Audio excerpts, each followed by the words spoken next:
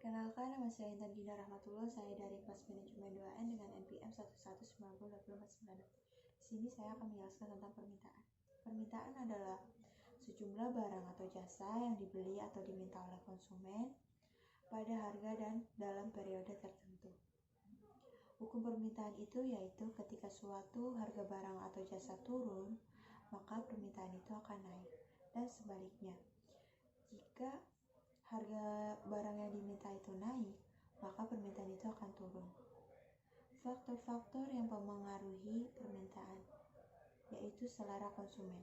Selera konsumen yang tinggi akan memicu terjadinya permintaan.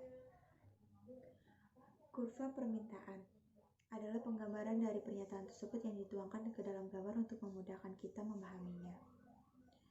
Kurva ini mempunyai gradien atau slope atau kemiringan. Artinya slope pada kurva ini menurun dari kiri atas ke kanan bawah.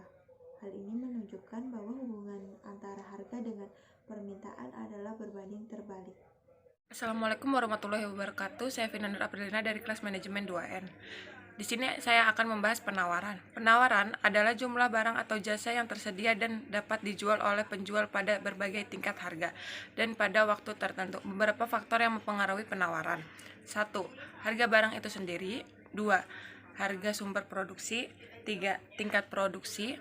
4. Ekspektasi atau perkiraan. Hukum penawaran menunjukkan keterkaitan antara jumlah barang yang ditawarkan dengan tingkat harga secara berbanding lurus.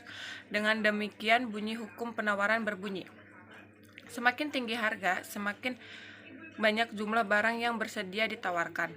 Sebaliknya, semakin rendah tingkat harga, semakin sedikit jumlah barang yang bersedia ditawarkan. Dan hukum penawaran akan berlaku apabila faktor-faktor lain yang mempengaruhi penawaran tidak berubah.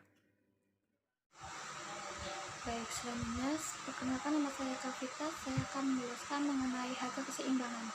Harga keseimbangan merupakan harga yang terbentuk pada titik pertemuan antara kurva permintaan dengan kurva penawaran, serta ada kesepakatan antara penjual dan pembeli.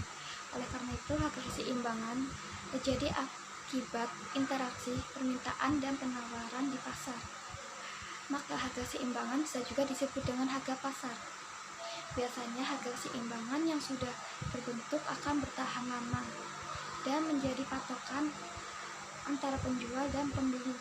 Kurva pasar terbentuk pada pertemuan antara kurva permintaan dengan kurva penawaran. Hal yang dilakukannya dengan menjadikan P dan Q sebagai kurva. Perpotongan antara D permintaan dan S penawaran yang terbentuk dari garis kurva itulah yang merupakan harga keseimbangannya. Berdasarkan kurva di atas bisa dilihat bahwa titik pertemuan antara garis kurva dan penawaran terjadi pada harga 4.000 dan jumlah barang 30 unit. Saya akan membacakan tentang analisis pasar kenaikan harga buah. Contohnya, Nurdin mencontohkan buah melon, alpukat, jambu, belimbing, dan mangga. Harganya naik rata-rata 20%. Berbeda dengan buah lain, harga kolang-kaling justru melonjak sekitar 40%. Beralih ke pasar Kebayoran Lama. Penjualan sayur mayur bernama Siti mengatakan belum ada peningkatan harga, paling hanya bayam dan kangkung naik 500 perak per ikat. Karena harga stabil, menurut Agus belum ada tanda-tanda pegadaian pasar murah di pasar Kebayoran Lama. Saya akan membacakan tentang analisis pasar kenaikan harga buah. Contohnya, Nurdin mencontohkan buah melon, alpukat, jambu, belimbing, dan mangga. Harganya naik rata-rata 20%. Berbeda dengan buah lain, harga kolang-kaling justru melonjak sekitar 40%. Beralih ke pasar Kebayoran Lama. Penjualan sayur mayur bernama Siti mengatakan belum ada peningkatan harga, paling hanya bayam dan kangkung naik 500 perak per ikat.